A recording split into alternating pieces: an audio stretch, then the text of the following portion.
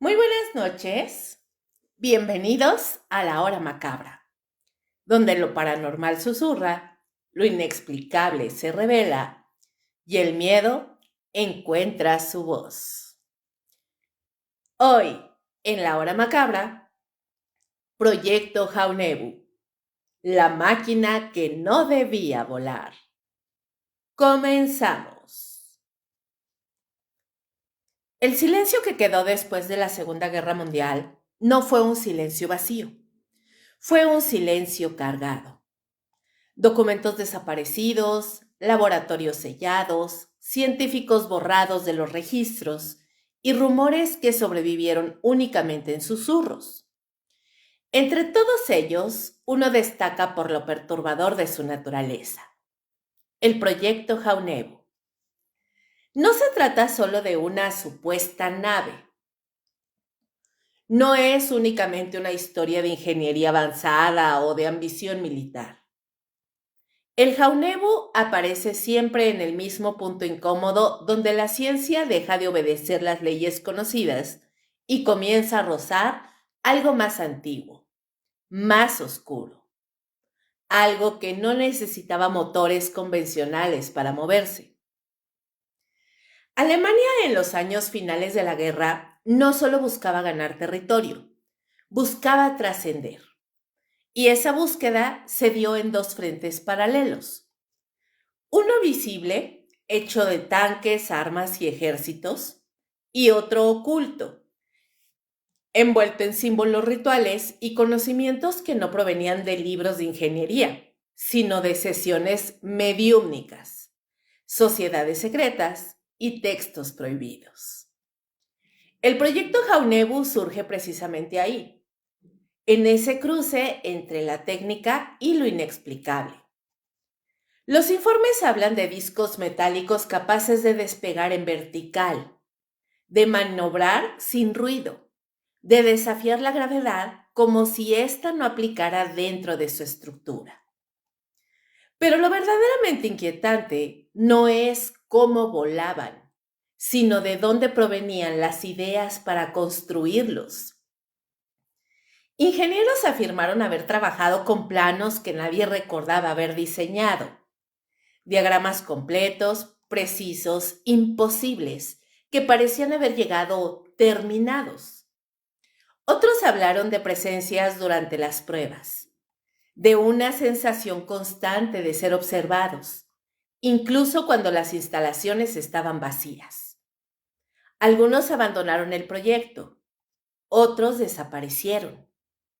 Y entonces está el detalle que casi nunca se menciona en los relatos técnicos: los rituales, las ceremonias realizadas antes de ciertos vuelos, las restricciones de acceso durante horarios específicos de la madrugada, el silencio absoluto exigido en determinados momentos, como si cualquier sonido pudiera interrumpir algo que estaba ocurriendo más allá del metal y los cables.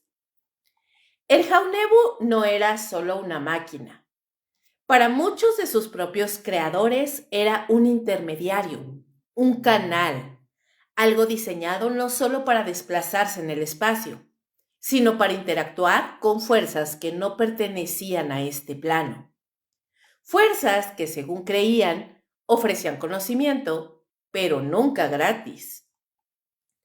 Tras la caída del Tercer Reich, los rastros del proyecto se fragmentan.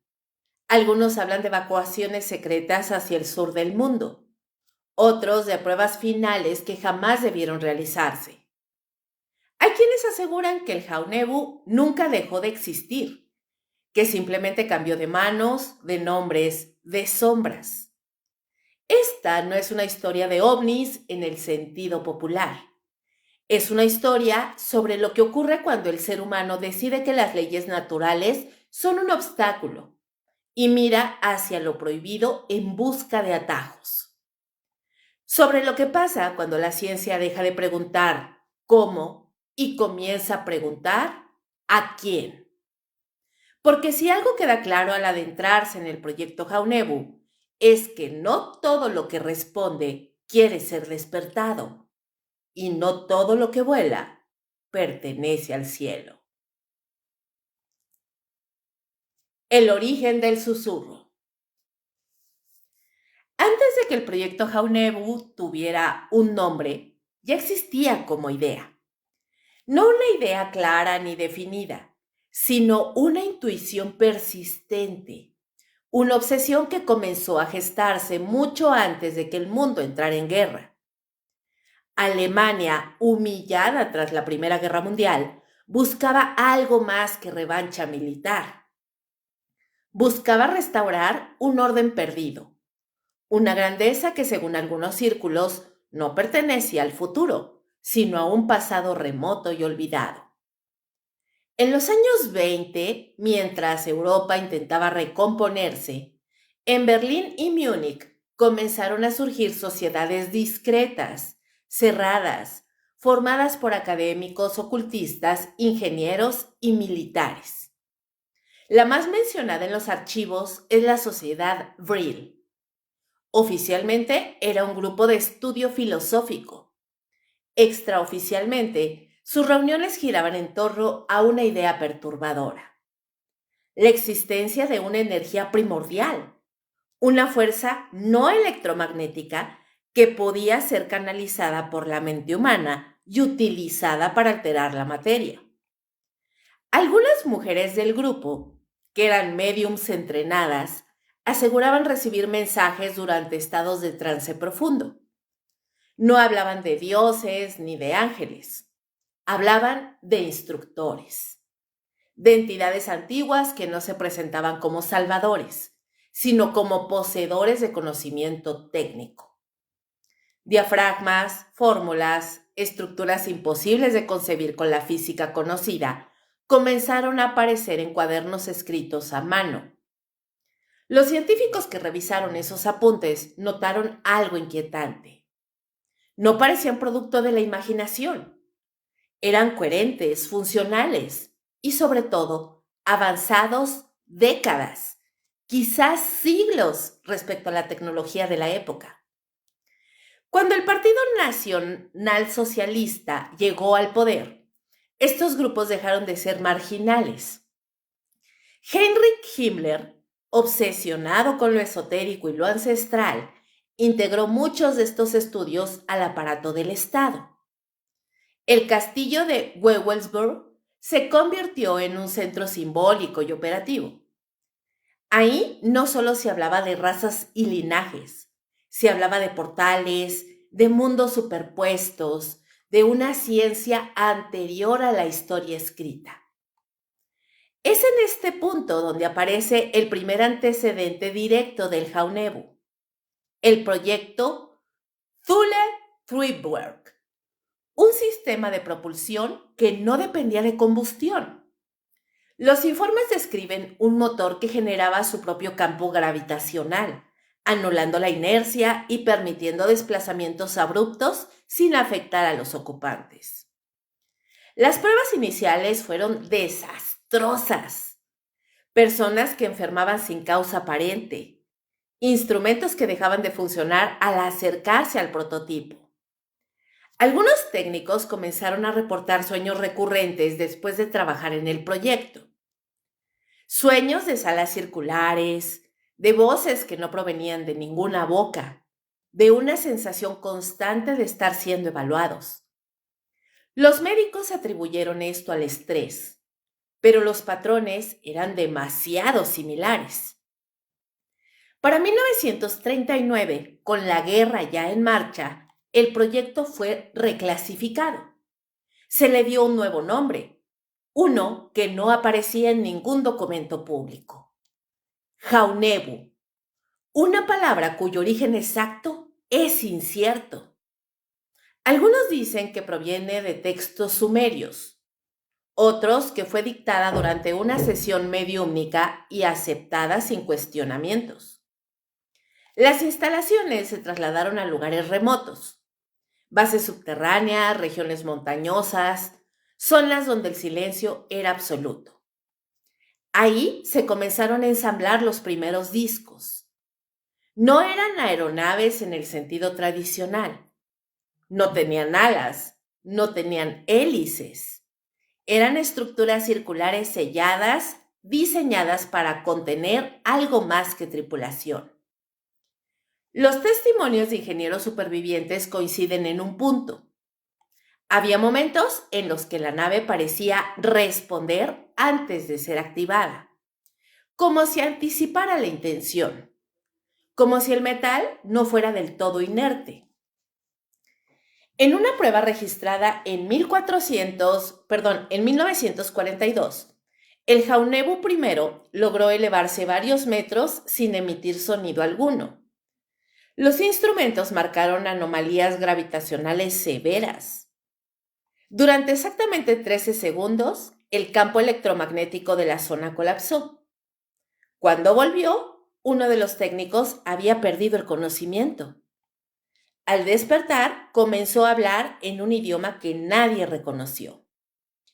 Ese hombre fue retirado del proyecto y nunca más se supo de él.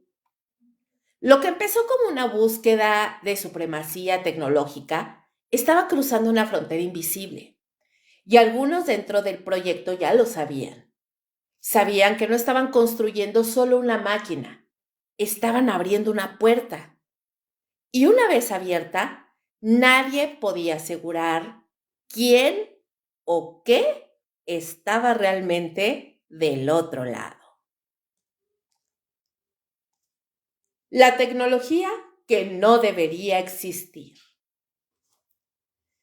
Para cuando el proyecto Jaunebu entró en su fase operativa, ya no todos los involucrados creían que aquello fuera únicamente ingeniería avanzada.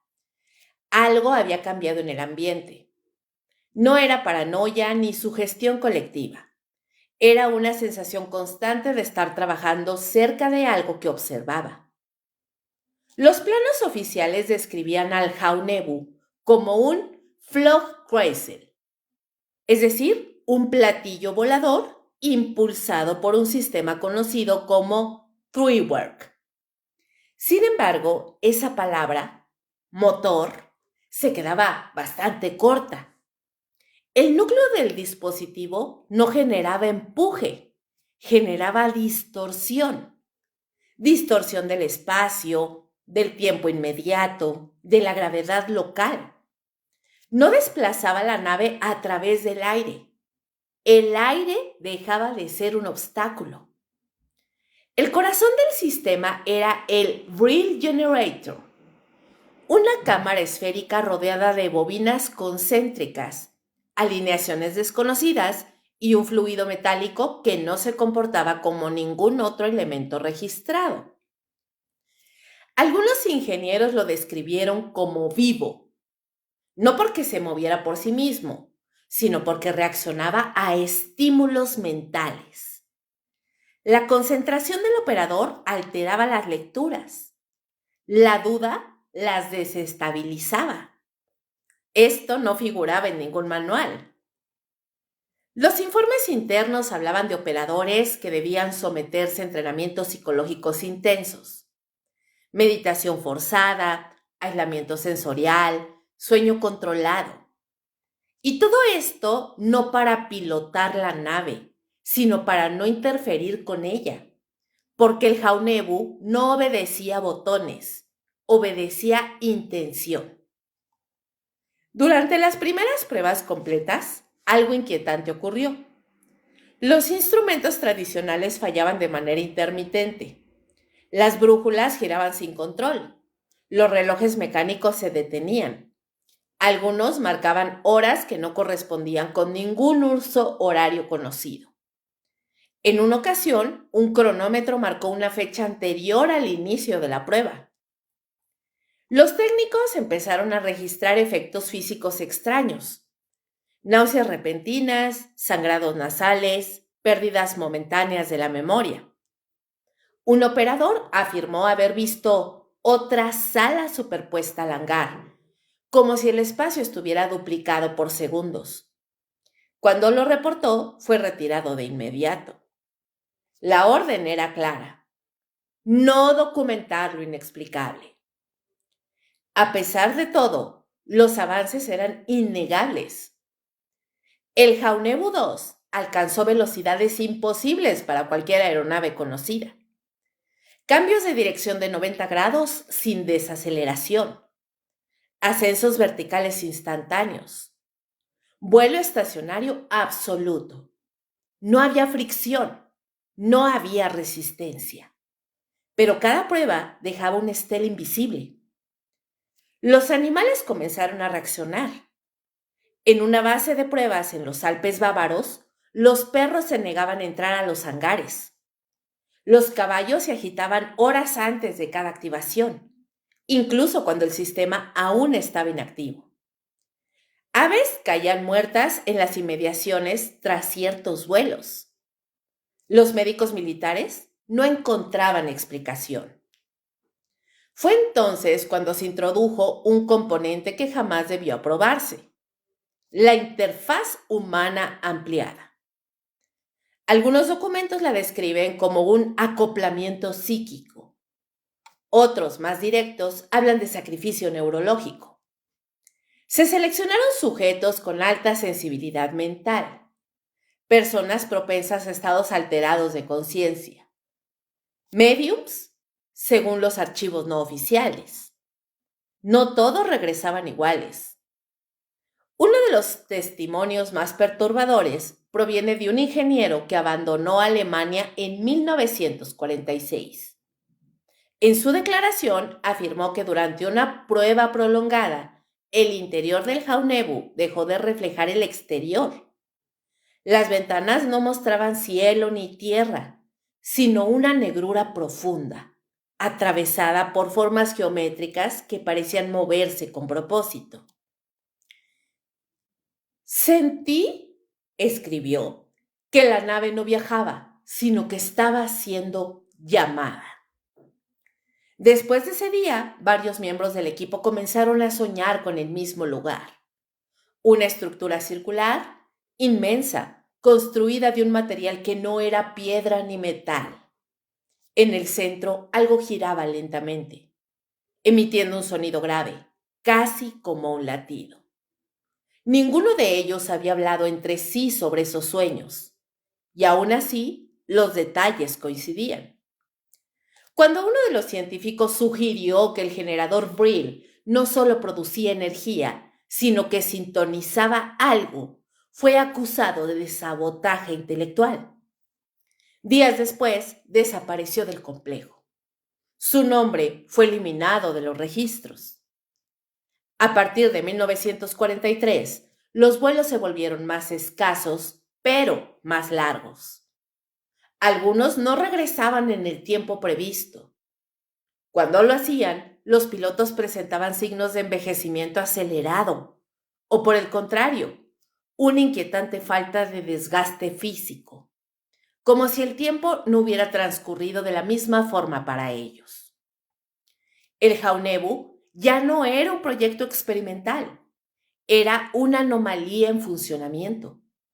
Y lo más inquietante no era lo que la nave podía hacer, sino la creciente sospecha de que no toda su tecnología había sido diseñada por humanos, que ciertos componentes no respondían a ninguna lógica industrial conocida, que algunos planos parecían más bien instrucciones, entregadas por algo que conocía demasiado bien las debilidades de la mente humana. Para entonces, incluso dentro del alto mando, comenzó a circular una pregunta que nadie se atrevía a formular en voz alta. ¿Y si el Jaunebu no era un vehículo? ¿Y si era un punto de contacto? Brill, la fuerza que susurra. Antes de que el Jaunebu tuviera forma física, ya existía la idea.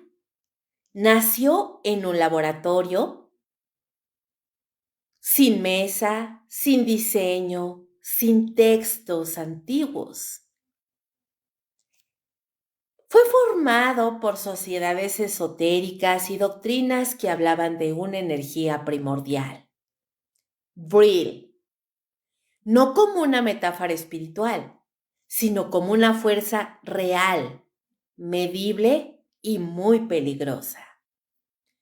El término apareció por primera vez en círculos ocultistas europeos a finales del siglo XIX.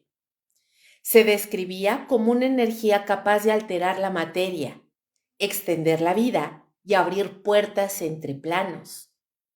No todos podían acceder a ella, solo ciertas mentes, entrenadas o predispuestas, eran capaces de escuchar su frecuencia.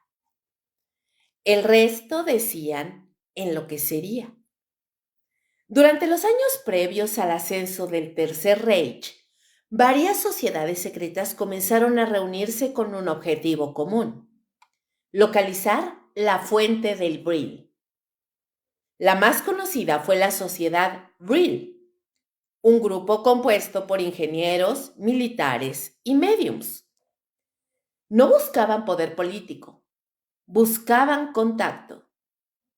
Los archivos fragmentados describen sesiones de trance profundo, donde mujeres conocidas como canalizadoras entraban en estados alterados durante horas. En esos estados afirmaban recibir información técnica detallada, esquemas, símbolos, fórmulas que no parecían pertenecer a ningún idioma humano conocido.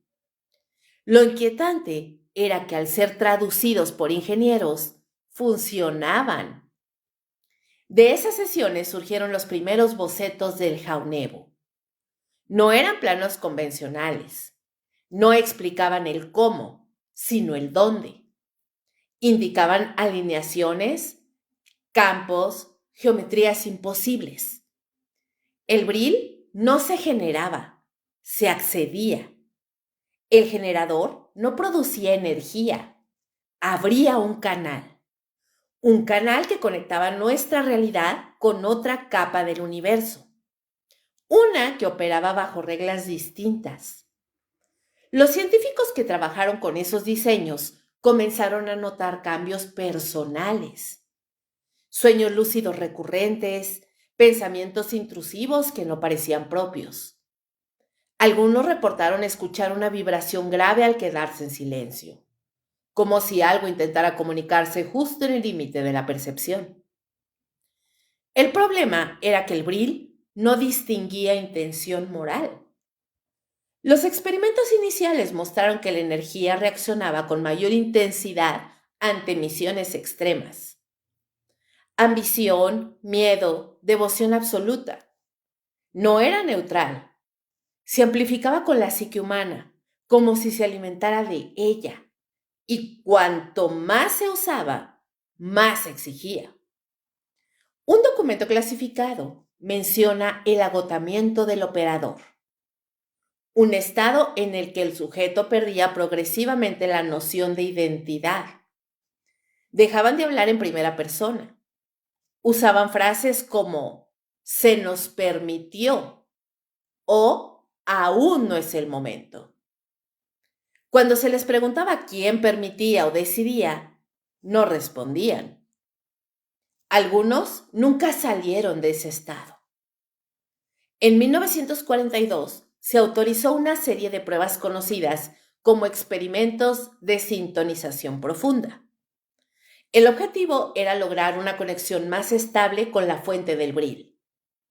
Para ello se aisló a los operadores durante semanas, sin contacto humano, sin referencias temporales, solo la nave, el generador y el silencio.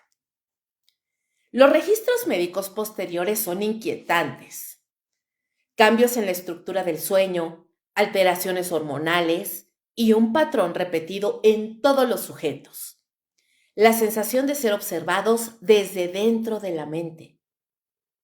Uno de ellos escribió: "Cuando cierro los ojos no pienso, algo piensa por mí". A partir de ese punto, los sueños comenzaron a sincronizarse entre distintos operadores, incluso cuando se encontraban en bases separadas por cientos de kilómetros. Soñaban con el mismo paisaje, una vasta extensión oscura atravesada por estructuras circulares flotantes. En el centro, una presencia que no tenía forma definida, pero cuya tensión se sentía como presión en el pecho. Los ocultistas lo celebraron. Para ellos, la prueba definitiva era el contacto. Los científicos, en cambio, empezaron a hablar de contaminación cognitiva. El Brill no solo permitía el acceso a energía, permitía el acceso a información, y esa información no siempre provenía de la fuente pasiva. Algunos empezaron a sospechar que lo que se manifestaba a través del generador no era una fuerza natural, sino una inteligencia, antiguamente adorada, olvidada, paciente. Un memorándum interno advertía: si el Brill es una conciencia, no somos quienes controlan el canal, somos el canal. Esa advertencia fue ignorada. Para el alto mando, el potencial militar eclipsaba cualquier riesgo metafísico. El Jaunebu prometía supremacía total, velocidad absoluta, invisibilidad, escape incluso de la derrota. Pero en los niveles más bajos del proyecto, el miedo comenzaba a instalarse como una presencia constante. Porque algo era evidente. Cada vez que el Brill era activado, algo regresaba con ellos. No siempre se manifestaba de inmediato. A veces eran sombras en los bordes de la visión, o una sensación de frío sin causa, o pensamientos que no podían rastrear a su origen. Pero todos coincidían en algo. Una vez expuestos al Brill, jamás volvían a sentirse solos. El Jaunebu no solo volaba, escuchaba. Y lo que escuchaba, respondía.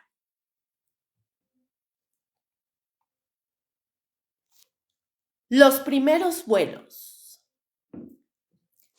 Las primeras pruebas del Jaunebu no fueron registradas como vuelos, sino como eventos.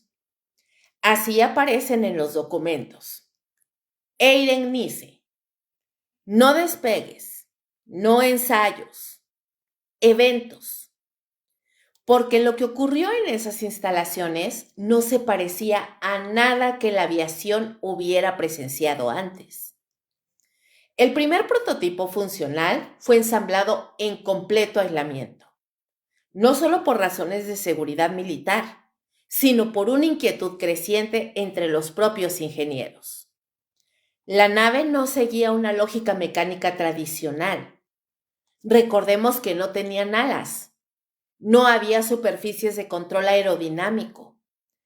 Todo el diseño parecía asumir que el aire, la fricción y la gravedad eran factores secundarios, casi irrelevantes. Cuando el generador Brill se activó por primera vez dentro de la estructura, no hubo explosión ni estruendo, hubo silencio. Un silencio antinatural, denso, como si el sonido hubiera sido absorbido. Algunos técnicos describieron una sensación inmediata de presión en los oídos. No por ruido, sino por ausencia. La nave comenzó a elevarse sin vibración. No hubo retroceso, no hubo calor visible. El Jaunebu simplemente se separó del suelo, como si hubiese decidido no obedecerlo más. A los pocos segundos empezó a girar sobre su propio eje, aumentando la velocidad hasta volverse casi imperceptible a la vista humana. Los instrumentos marcaron cifras imposibles. La aguja del altímetro se comportó de forma errática, como si no supiera qué medir. En ese momento, varios observadores reportaron náuseas intensas, otros desorientación temporal. Un ingeniero afirmó que durante varios segundos no pudo recordar su propio nombre. Cuando la nave volvió a descender, algunos cayeron de rodillas sin entender por qué. El informe concluyó que la prueba había sido un éxito, pero los detalles omitidos eran más reveladores que los resultados oficiales. Durante el vuelo, el generador emitió una frecuencia baja, constante, que no estaba prevista en los cálculos. No era una vibración mecánica, era algo más cercano a un pulso, un latido. Los sensores no lograron identificar su origen exacto. Simplemente estaba ahí, sincronizado con el movimiento de la nave. Después del aterrizaje, el interior del Jaunebu presentaba anomalías. Marcas circulares en las paredes que no estaban antes. Cambios en la orientación de los instrumentos que habían sido fijados. Un olor metálico persistente mezclado con algo orgánico difícil de describir. Y luego estaban los pilotos. Los primeros voluntarios fueron seleccionados no solo por su experiencia, sino por su perfil psicológico. Buscaban individuos con alta tolerancia al aislamiento y una fuerte disciplina mental. Aún así, ninguno salió ileso. Uno de ellos reportó que durante el ascenso perdió la noción de arriba y abajo, no como desorientación, sino como si esos conceptos dejaran de existir. Otro afirmó haber visto, a través del casco, estructuras que no estaban fuera de la nave, sino superpuestas a la realidad, como capas translúcidas que se desplazaban a distinta velocidad. El caso más inquietante ocurrió en el cuarto vuelo. El Jaunebu alcanzó una velocidad que superaba cualquier registro previsto. Durante aproximadamente 7 segundos, desapareció de los radares. No como fallo técnico, simplemente no estaba. Cuando reapareció, había recorrido una distancia que, según los cálculos, habría requerido varios minutos. Al aterrizar, el piloto no respondió a las órdenes. Fue encontrado consciente pero inmóvil. Sus signos vitales eran normales, pero no reaccionaba a estímulos. Sus ojos parecían abiertos, fijos en un punto inexistente. Tardó horas en volver a hablar. Y cuando lo hizo, solo dijo una frase repetida varias veces, con voz apagada. Ahí no hay tiempo. Tras ese incidente comenzaron a circular rumores entre el personal. Se hablaba de desplazamientos, no solo espaciales, sino temporales, de brechas momentáneas, de lugares que no pertenecían a ningún mapa. Los técnicos notaron que cada vuelo alteraba sutilmente el entorno. Las brújulas fallaban incluso lejos de la nave. Los relojes se desfasaban. Algunos trabajadores afirmaban que las sombras dentro del hangar no siempre coincidían con la posición de las luces. Aún así, las pruebas continuaron. El alto mando exigía resultados. Jaunebu no era solo un proyecto experimental, era la última carta, una promesa de escape, de dominio, de reversión de una guerra que ya se inclinaba hacia la derrota. Nadie quería escuchar advertencias sobre sensaciones, sueños o presencias, pero los pilotos sí las escuchaban. Varios comenzaron a soñar con el interior de la nave, incluso cuando no estaban en ella. Soñaban que flotaban en su centro, rodeados de símbolos luminosos que no podían leer, pero que comprendían de forma intuitiva. Al despertar sentían una nostalgia inexplicable, como si hubieran sido expulsados de un lugar al que pertenecían. Uno pidió ser retirado del programa. Dijo que cada vuelo lo hacía sentir menos humano, que algo en la nave respondía a pensamientos que no expresaba en voz alta. Fue transferido a otra unidad. 2 semanas después, se quitó la vida. El informe oficial habló de agotamiento. Los ingenieros empezaron a sospechar que el Jaunebu no era solo un vehículo, era un entorno, un espacio donde las reglas cambiaban, donde la mente humana quedaba expuesta, sin filtros, a algo que la observaba de vuelta. Un técnico escribió en su diario personal: Cada vez que despega siento que no vuelve exactamente lo mismo que se fue, como si algo se quedara allá y algo regresara aquí. Para entonces, ya no se trataba de si la nave funcionaba. Funcionaba demasiado bien. La pregunta real era otra. ¿A dónde iba cuando desaparecía? Y más importante aún, ¿qué la dejaba traer de regreso? Bases ocultas y destinos imposibles. A medida que el frente militar colapsaba, el proyecto Jaunebu no se detuvo. Al contrario, se fragmentó. Los documentos dejan de hablar de una sola instalación y comienzan a mencionar traslados, nodos secundarios, bases espejo. El lenguaje cambia. Ya no se refieren a hangares o aeródromos, sino a zonas de resguardo, como si lo que protegían no fuera la nave, sino al mundo de ella. Las primeras evacuaciones ocurrieron antes de que Berlín cayera. Personal clave, ingenieros, operadores Brill y ciertos prototipos fueron sacados en convoyes nocturnos. No todos sabían a dónde iban. A algunos solo se les dio una instrucción: no hacer preguntas y no mirar atrás.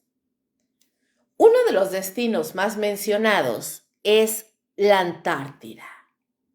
No como refugio improvisado, sino como punto previamente elegido.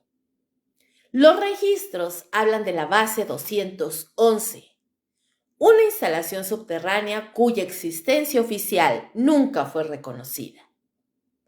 Allí, según los informes, las condiciones geológicas facilitaban algo crucial para el Jaunebu: estabilidad del campo Brill.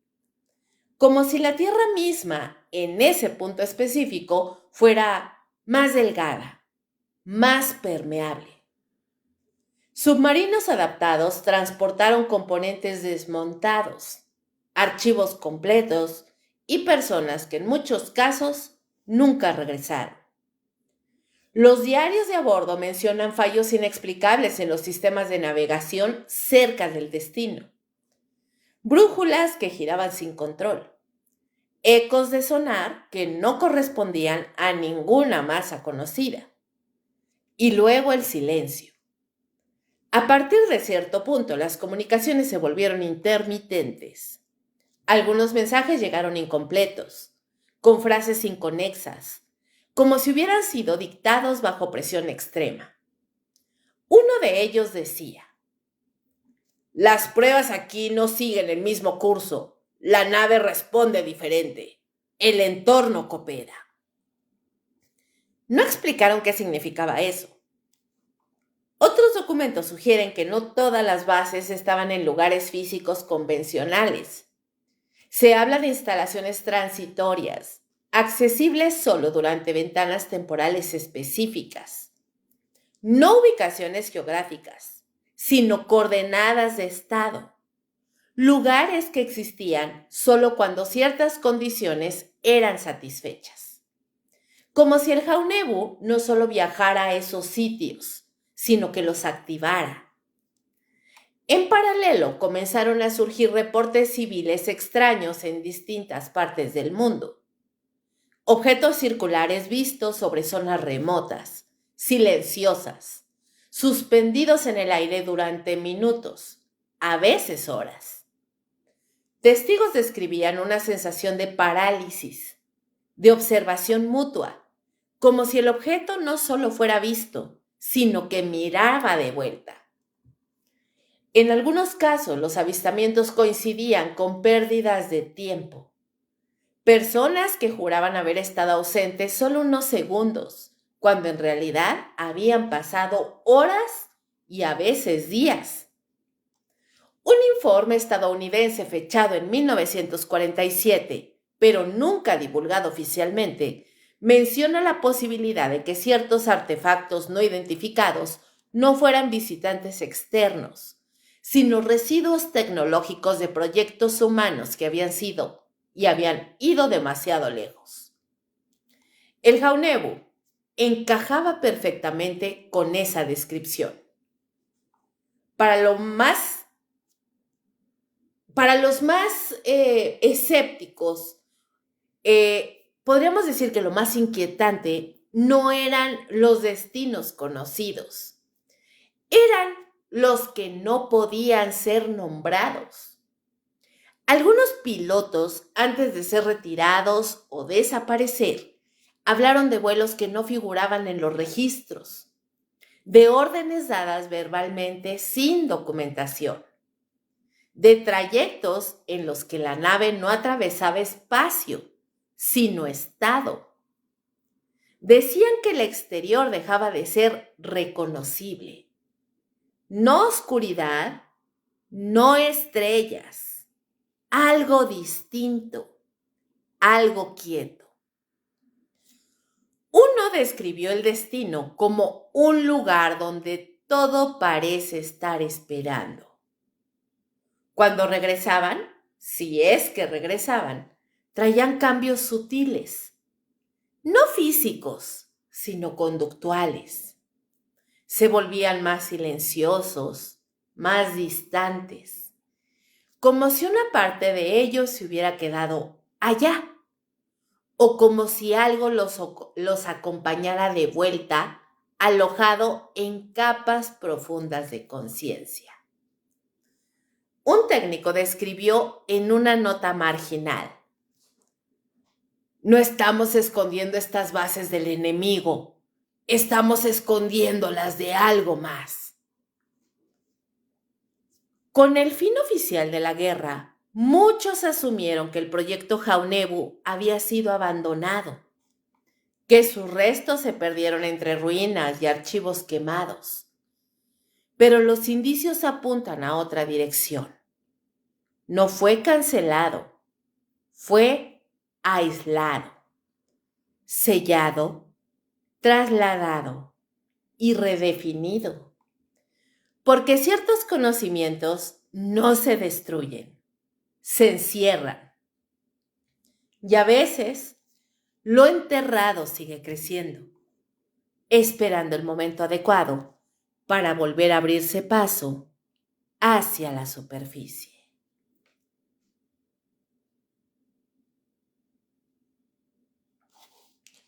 Los que regresaron distintos. No todos los involucrados en el proyecto Jaunebu desaparecieron en bases remotas o archivos sellados. Algunos regresaron a la vida civil, o eso parecía. Sus nombres reaparecen en padrones, en empleos comunes, en fotografías familiares. Pero algo en ellos no volvió completo. Los informes médicos posteriores a la guerra, especialmente en Alemania, Argentina y partes de Estados Unidos, registran un patrón inquietante en ex-técnicos y pilotos vinculados a proyectos clasificados no especificados. Insomnio crónico, episodios disociativos, rechazo a espacios cerrados o, por el contrario, incapacidad para permanecer en espacios abiertos. Como si el cielo mismo se hubiera vuelto incómodo. Muchos evitaban mirar objetos circulares. Otros no podían dormir sin una luz encendida, aunque no sabían explicar por qué. Decían sentir que, al apagarla, algo se alineaba.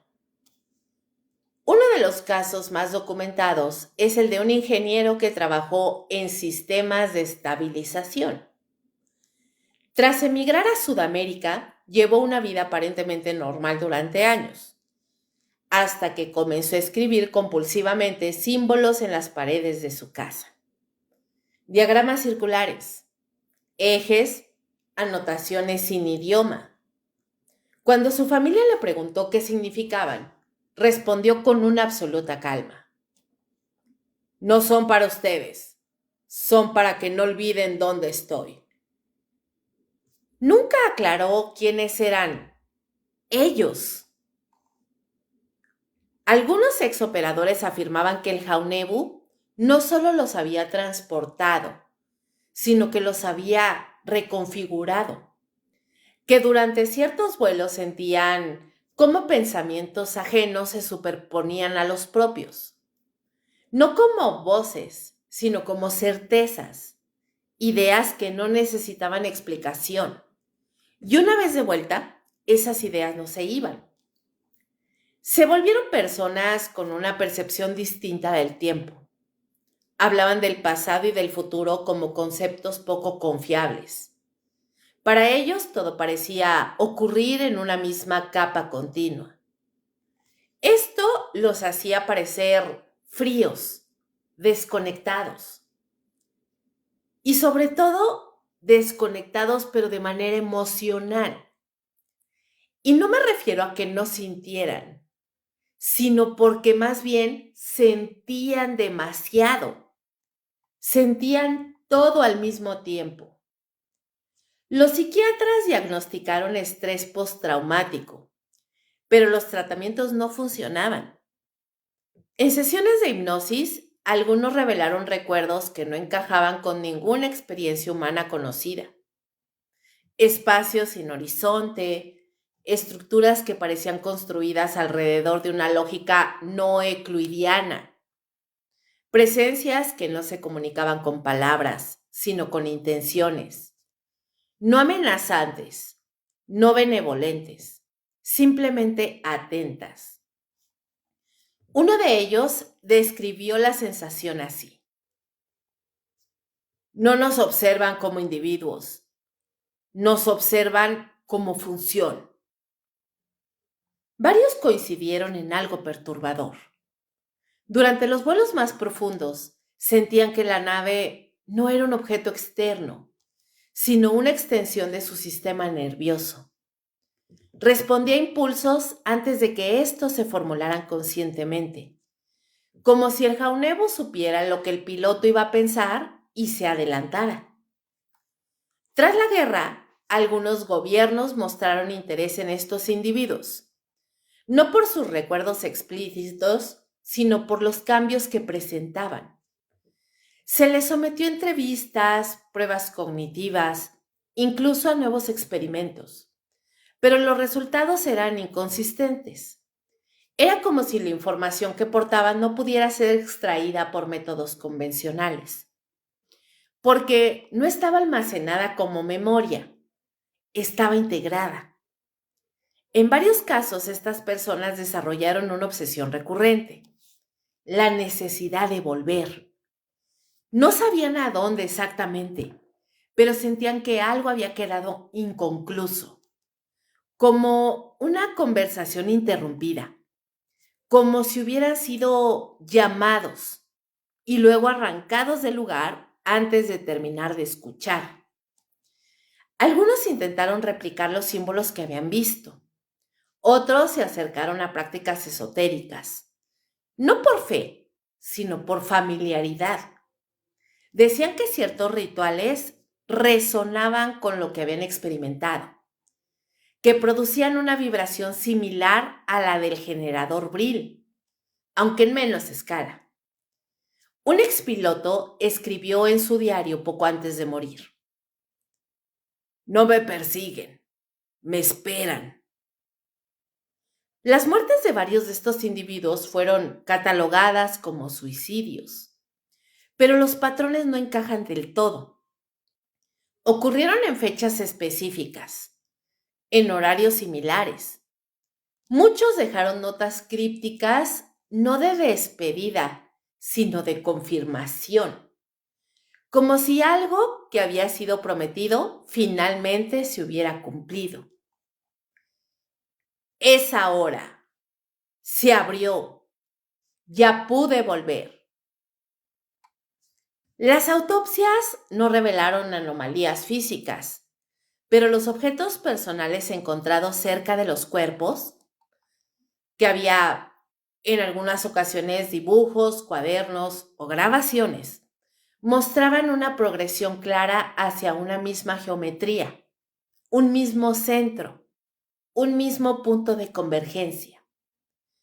Para algunos investigadores, esto sugiere que el proyecto Jaunebu no terminó cuando la nave dejó de volar, terminó cuando dejó de necesitar la nave. Porque si algo aprendieron quienes regresaron distintos, es que el contacto no dependía exclusivamente de una máquina. La máquina solo facilitaba el primer cruce. Después de eso, el vínculo permanecía. Y cuando algo aprende a cruzar contigo, ya no necesita abrir la puerta por sí solo. El disco que no debía existir. No fue encontrado, no fue descubierto. El Jaunebu apareció. Esa es una de las frases más inquietantes que se repiten en documentos no oficiales, testimonios cruzados y notas marginales de archivos que jamás debieron sobrevivir a la posguerra. Porque cuando algo se encuentra, implica que estaba perdido. Pero lo que rodea al proyecto Jaunebu sugiere otra cosa, que nunca estuvo perdido, solo oculto deliberadamente fuera del alcance de la historia oficial. Los primeros indicios sólidos no provienen de laboratorios ni de científicos, sino de ingenieros aterrados, hombres formados en la precisión, en el cálculo, en la lógica absoluta, que comenzaron a dejar constancia de fallos imposibles. No errores técnicos, fallos de la realidad. El disco no respondía como una máquina, respondía como algo que interpretaba. Los planos del Jaunebu II, uno de los modelos más citados, describen una estructura circular perfecta, sin remaches visibles, sin superficies de control convencionales. No había alas, no había propulsores reconocibles. En su centro, un núcleo descrito con términos ambiguos. Campo de torsión, motor de implosión, generador Thule. Cada documento usaba una palabra distinta, como si nadie pudiera ponerse de acuerdo sobre qué demonios estaban observando. Y tal vez no podían. Durante las primeras pruebas, el objeto flotó. No despegó. Simplemente se separó del suelo, como si la gravedad hubiese sido negociable. Los instrumentos se volvieron erráticos. Las brújulas giraban sin sentido. Los relojes se detenían durante segundos o minutos. Algunos técnicos afirmaron que el sonido desaparecía dentro del hangar, como si el aire hubiera sido absorbido. Uno de ellos escribió: se mueve a través del espacio, hace que el espacio se mueva alrededor de él. Después vinieron los efectos humanos: mareos extremos, náuseas, pérdida de memoria a corto plazo, sueños recurrentes con geometrías imposibles, círculos dentro de círculos, una sensación constante de estar siendo observado incluso al cerrar los ojos. Un ingeniero fue encontrado llorando en el suelo, repitiendo que el objeto sabía su nombre. Fue retirado del proyecto esa misma noche. Aquí es donde el Jaunebu deja de ser solo tecnología y entra en un terreno más oscuro. Porque el diseño no sugirió únicamente cálculos físicos. Hay referencias constantes a canalizaciones, a sesiones privadas dirigidas por la Sociedad Thule, donde médiums y ocultistas describían vehículos de los dioses antiguos, ruedas celestes y tronos circulares de los vigilantes. No se trataba de metáforas. Esos bocetos coincidían con el diseño final. Demasiado coincidían. Uno de los documentos más perturbadores menciona que el núcleo del Jaunebu no debió ser observado directamente durante su activación, no por riesgo óptico, sino porque la mente humana no estaba preparada para interpretar lo que ocurría ahí. No se explica más, solo una nota escrita a mano al margen. Mirar demasiado provoca pensamientos que no son propios. Durante una prueba avanzada, el disco ascendió más de lo previsto. No había plan de vuelo para esa altura. Los controles no respondían. Sin embargo, el objeto se estabilizó solo, como si hubiese alcanzado un punto exacto que necesitaba ocupar. En ese momento, todos los sistemas eléctricos del complejo se apagaron. Durante 7 minutos. Cuando la energía regresó, el Jaunebu estaba de nuevo en el suelo, inmóvil, silencioso, como si nunca se hubiera movido. Pero varios técnicos afirmaron haber vivido horas dentro de ese lapso. Conversaciones incompletas, recuerdos que no coincidían entre sí. Un hombre aseguró haber visto la Tierra desde arriba, deformada, curvada, de una forma imposible. El informe final de esa prueba fue clasificado al más alto nivel.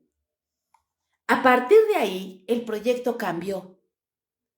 Ya no se hablaba de armas, ni de superioridad aérea. El lenguaje se volvió ambiguo, casi irreverente. Se mencionaba acceso, tránsito, contacto. El Jaunebu no era un vehículo, era una llave. ¿Hacia dónde? Nadie lo dijo abiertamente, pero comenzaron las desapariciones. Científicos reasignados que nunca llegaron a su nuevo destino.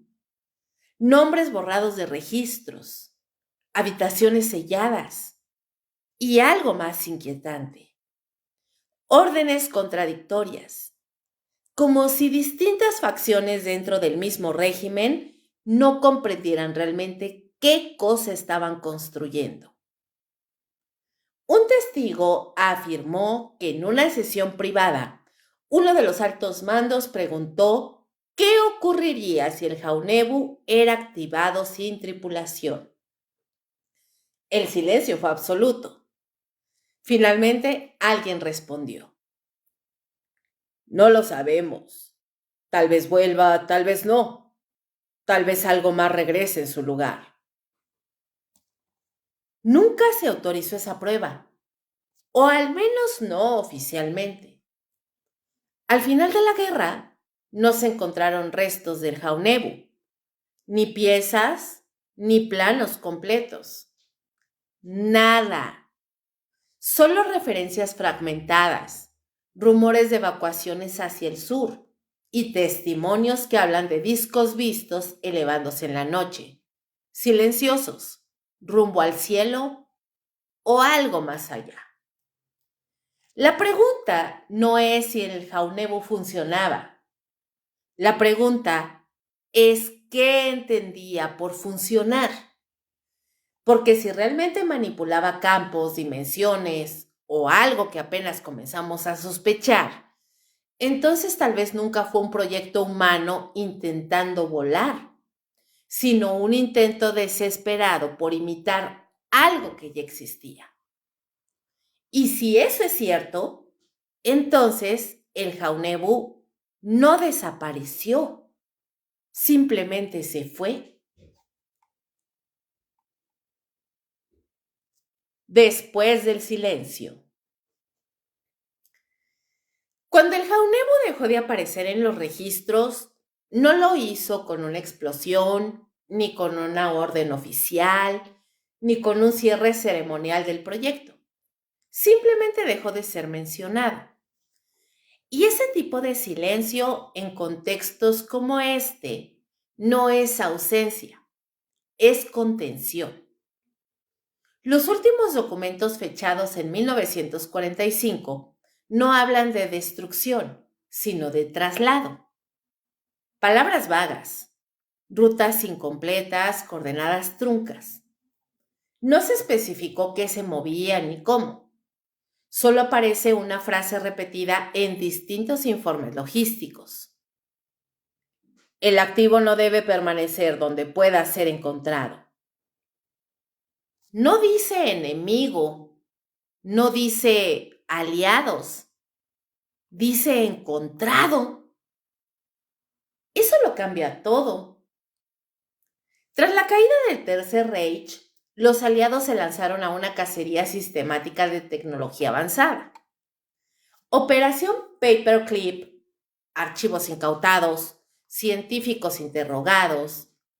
Sin embargo, hay un patrón inquietante. Cada vez que alguien preguntaba directamente por los discos, la conversación se cerraba. Algunos oficiales afirmaron no saber nada. Otros se limitaban a negar. Unos pocos parecían genuinamente perturbados. Un ingeniero capturado en Baviera declaró que el Jaunebu no fue destruido porque no podía ser destruido de forma convencional. No dio detalles técnicos, solo dijo que no respondía a la violencia, que intentar dañarlo provocaba reacciones impredecibles en el entorno.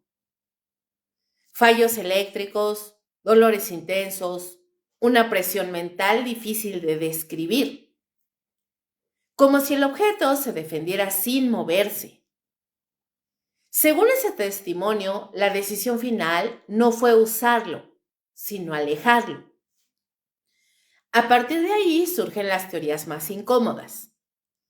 La primera apunta al sur, a bases evacuadas en los últimos meses de la guerra, a convoyes que desaparecieron en la Patagonia, a submarinos que jamás regresaron y a reportes tempranos de objetos circulares vistos sobre la Antártida.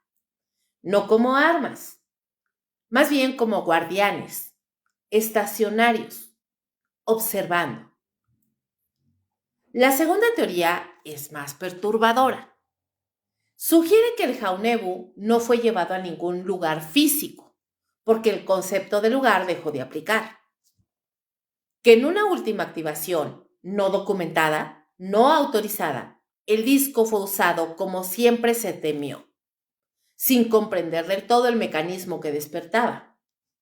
Simplemente dio un salto, no en distancia, sino en condición.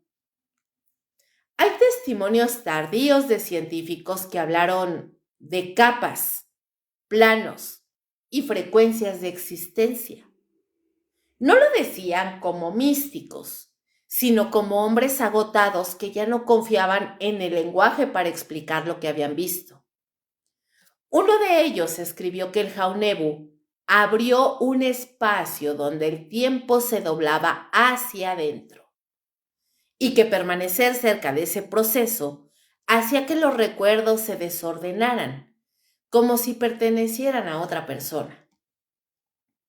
Después de la guerra comenzaron los avistamientos.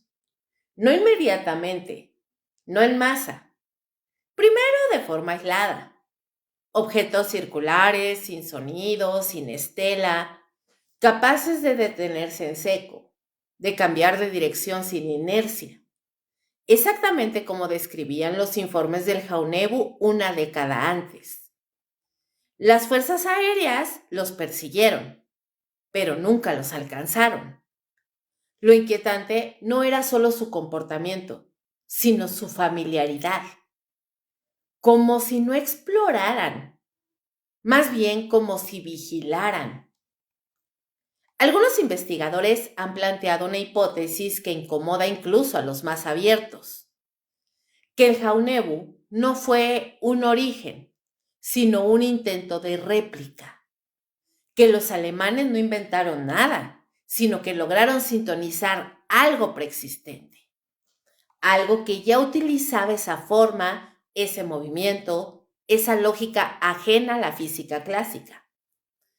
Si eso es cierto, entonces el proyecto no creó una nave, creó un punto de contacto. Y todo contacto tiene consecuencias. Hay un detalle que suele pasarse por alto. Muchos de los científicos vinculados al proyecto Jaunebu murieron jóvenes, no en combate, no ejecutados. Murieron por causas difíciles de clasificar, ya sea por colapsos nerviosos, por fallos orgánicos súbitos, por accidentes improbables, como si algo hubiera quedado mal alineado en ellos. Otros simplemente desaparecieron. Los pocos que vivieron lo suficiente jamás hablaron públicamente del tema, y cuando lo hicieron fue de forma fragmentaria, contradictoria, casi temerosa. Uno de ellos afirmó en una grabación privada que el Jaunebu no pertenecía a nuestro mundo, pero tampoco a otro, que era una estructura intermedia, una especie de cruce, un umbral. Si eso es verdad, entonces la pregunta final no es ¿dónde está el Jaunebu? La pregunta es si seguimos dentro de su alcance. Porque si una tecnología o algo que se disfraza de tecnología fue capaz de alterar la percepción, el tiempo y la mente humana, entonces tal vez nunca se fue del todo. Tal vez solo cambió de estado. Tal vez observa desde un ángulo que no sabemos mirar. Y tal vez cada objeto circular que aparece en nuestros cielos no es una visita, sino un recordatorio de que alguna vez alguien tocó algo que no entendía y algo respondió. Hay proyectos, chicos, que terminan cuando se apagan las luces, se archivan los documentos y se firman los últimos informes. Y hay otros, mucho más peligrosos, que no terminan nunca, porque no fueron concebidos para tener un final. El proyecto Jaunebu pertenece a esta segunda categoría. No dejó ruinas visibles ni explosiones finales. No hay una fotografía definitiva del antes y después. Lo que dejó fue algo más difícil de detectar. Una grieta en la comprensión. Un punto en la historia donde la tecnología, la obsesión y lo desconocido se tocaron sin reglas claras. Durante décadas se nos enseñó a pensar que el avance humano es lineal, que todo progreso tiene un propósito, una dirección, un control. Pero Jaunebu sugiere otra cosa, que hay momentos en los que el conocimiento avanza más rápido que la conciencia. Y cuando eso ocurre, lo que se abre no siempre puede cerrarse. Tal vez el error no fue intentar construir una nave imposible. Tal vez el error fue intentar dominar algo que solo debía observarse. Porque si los testimonios son ciertos, si los documentos incompletos dicen la verdad entre líneas, entonces el Jaunebu no era solo una máquina, era un intermediario, un punto de contacto entre nuestra realidad y otra estructura que no responde a nuestras leyes físicas ni mentales. Algo que no se desplaza como nosotros, no percibe como nosotros y quizá no piensa como nosotros. Eso explicaría el miedo. No el miedo político, no el miedo militar, el miedo profundo, casi instintivo que se filtra en las palabras de quienes estuvieron cerca del proyecto. El tipo de miedo que no se grita, que no se denuncia, que se entierra. Cuando una civilización descubre que lo supera, tiene dos opciones: comprenderlo o negarlo. La historia demuestra que casi siempre elegimos la segunda. Enterrarlo bajo capas de silencio, clasificaciones, burlas y descrédito. Convertirlo en mito, en conspiración, en un tema incómodo. Pero lo incómodo no desaparece solo porque dejemos de mirarlo. Los avistamientos ovni continúan. Las descripciones se repiten y coinciden. Las maniobras imposibles siguen ocurriendo. Y aunque los nombres cambien, ovnis, WAPs, fenómenos aéreos no identificados, el patrón permanece. Demasiado preciso para ser casual, demasiado antiguo para ser nuevo. Y entonces surge la pregunta que nadie quiere formular en voz alta. ¿Y si el Jaunebu no fue el origen de nada, sino una respuesta? ¿Y si algo ya estaba ahí, esperando ser detectado, interpretado, invocado accidentalmente por una combinación peligrosa de ambición y tecnología? ¿Y si el verdadero legado del proyecto no fue lo que se construyó, sino lo que se despertó? No sería la primera vez que el ser humano abre una puerta sin entender qué hay del otro lado. Lo inquietante es que, a diferencia de otras historias, aquí no hay cierre claro. No hay confirmación de destrucción. No hay ritual de clausura. No hay una última línea que diga fin del experimento. Solo hay ausencias, vacíos, silencios prolongados. Y los silencios, cuando se sostienen tanto tiempo, hablan. Tal vez el Jaunebu fue escondido, tal vez fue trasladado, tal vez fue desactivado, o tal vez sigue activo de una forma que no sabemos medir.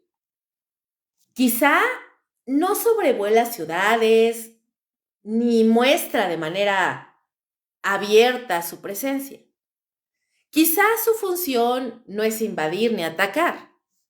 Tal vez solamente observa, ajusta, espera, como si el tiempo no tuviera para él el mismo significado que para nosotros. Porque si algo nos deja esta historia, es una advertencia incómoda. No todo lo que parece tecnología lo es. Y no todo lo que responde a estímulos humanos fue creado por humanos. El proyecto Jaunebu nos recuerda que hay límites que no se anuncian con señales visibles. Límites que solo se sienten cuando ya han sido cruzados. Y cuando eso ocurre, el regreso no siempre está garantizado. Tal vez por eso esa historia del proyecto Jaunebu persiste. Tal vez por eso incomoda. Tal vez por eso, incluso ahora, algo en el fondo de la mente se resiste a olvidarla. Porque hay relatos que no buscan ser creídos, solo recordados. Y mientras el cielo siga guardando secretos que no se explican, mientras existan archivos que no se abren y testigos que nunca hablaron, el Jaunebu no será solo un proyecto perdido del pasado. Será una pregunta abierta, una sombra circular suspendida entre lo que sabemos y lo que quizá nunca debimos intentar tocar. Y así damos por concluido este capítulo con este proyecto interesantísimo del proyecto Jaunebu. Cuéntenmelo en los comentarios si ustedes ya habían escuchado hablar acerca de este proyecto. Yo había leído algunas cosas, como algunos detalles en los que el ejército alemán, liderado por Adolfito, utilizaban una especie de mujeres que tenían el cabello larguísimo y se sentaban en unas mesas y entraban en estado de trance. Lo que les conté en capítulos al principio de este tema que eran una especie de mujeres que tenían alta sensibilidad y que entraban en trance durante horas y que al volver en sí ya tenían planos y fórmulas y gráficos. Eso yo ya lo había leído por ahí en algún lado, no me pregunten dónde porque no lo recuerdo, pero eso yo ya lo había leído.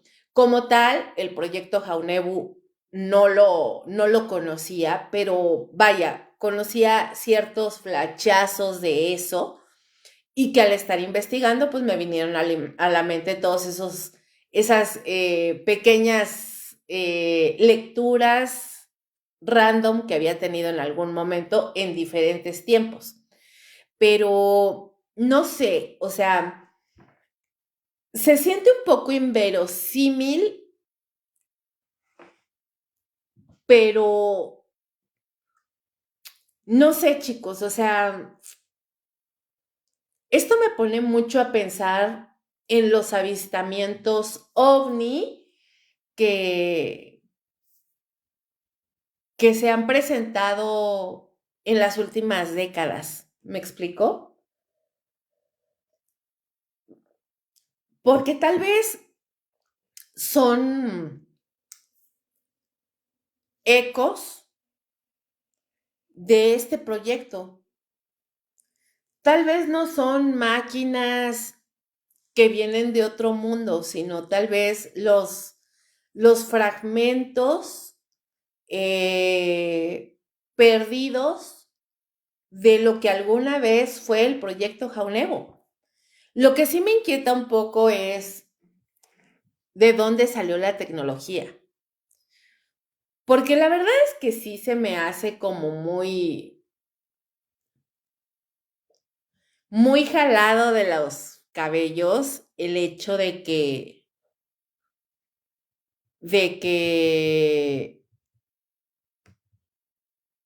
se hayan creado estas naves o vehículos o instrumentos de la nada, ¿saben? Es así como esa incógnita de quién les enseñó a tantas civilizaciones a hacer pirámides tan parecidas unas de otras. O sea, ¿cómo es que se les ocurrió en Egipto hacer pirámides así, pero también en México hay pirámides así, pero también en otras zonas arqueológicas, en otras partes del mundo son así? Porque son civilizaciones que existieron en tiempos diferentes, en situaciones geográficas distintas. O sea, yo siempre me he preguntado, ¿de dónde sacaron el manual para coincidir en que las pirámides tenían que ser de esa forma? Entonces siento que también esto del proyecto Jaunebu se oye muy descabellado, ya lo sé, pero sí me da esa vibrita de que más bien alguna inteligencia superior les dijo cómo hacerlo, o sea, cómo replicar, o sea, más bien como lo dice la investigación, no es que los alemanes lo hayan creado o inventado desde cero, más bien alguien les dijo cómo replicar esa tecnología. Pero bueno, eh, todos estos pensamientos se los dejo a ustedes para que lo mediten y a lo mejor lo analicen y saquen nuevas conclusiones y me las hagan saber en la cajita de comentarios. Y bueno, chicos, ya saben que los invito a seguirme en mi canal de YouTube. De verdad, es para mí muy importante que me sigan en YouTube para que puedan pues chequear y disfrutar todas las emisiones de La Hora Macabra y Perturbador. Ya saben, eso a ustedes no les cuesta ni un solo centavo seguirme, pero para mí representa muchísimo porque eso le da mucho más visibilidad a mi canal. Así que, bueno, ya saben que ahí me pueden encontrar como Kaboom podcast. En un ratito más va a estar disponible esta emisión en mi canal. Ya hay más de 200 programas en mi canal de YouTube con diferentes temas, ya saben, perturbadores, misteriosos y demás. Así que, pues bueno, los invito a que lo hagan, a que compartan los links de los programas. Eso también me ayudaría muchísimo. Y si quieren disfrutar de mi contenido en mi canal de WhatsApp, ahí pueden escuchar leyendas, cuentos cortos de terror y muchas cosas más, las cosas más asombrosas de la historia. Y ahí me encuentran como Kaboom. Hasta la próxima emisión de La Hora Macabra, donde cada noche las sombras tienen algo que contar y nosotros estamos para escucharlas. Hasta entonces, buenas noches o lo que queda de ella y como siempre les deseo, dulces pesadillas. ¡Chao, chao!